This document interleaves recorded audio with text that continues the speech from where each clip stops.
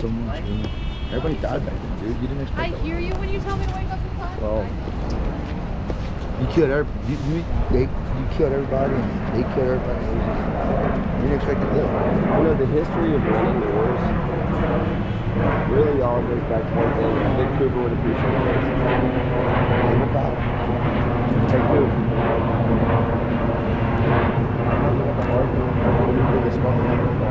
Oh, that's cool.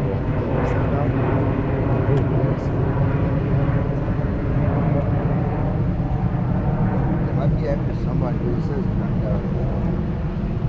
that place, come on, this might have been there a long time. This is 94. No, wait. This is, yeah. That says Gaylord. This is getting up, but they also do it. That might just be the guy who did all the sculptures, yeah, who did all the things. What you saying, Con? I'm saying if you look back, the history of war and whoever gained the upper hand, it really all comes down to whoever has the high ground. Unless it's Agincourt. Coop, you heard that? High ground? The high ground, baby. Unless it's the Battle of Agincourt.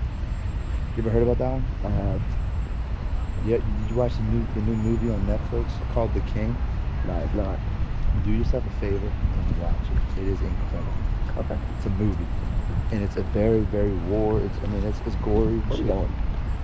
We can go every. No, I mean, Let's go. no, we gotta go see that monument over there. All right. So we look, Connor, we can just go walk this way. Yeah. We can't go out that way. Oh yeah, you're right. I thought you could walk around that pool. Get on this path. Yeah, you're right. No, but I thought you could walk around the pool. But yeah, dude, they had people sent from Ethiopia too. Yeah, cool as the UN. Now this was like the first war that the UN came together to fight. But Didn't Russia join in on this? Yeah, Russia's part of, no, because Russia was the Soviet Union back then. They didn't fight with us. They were new.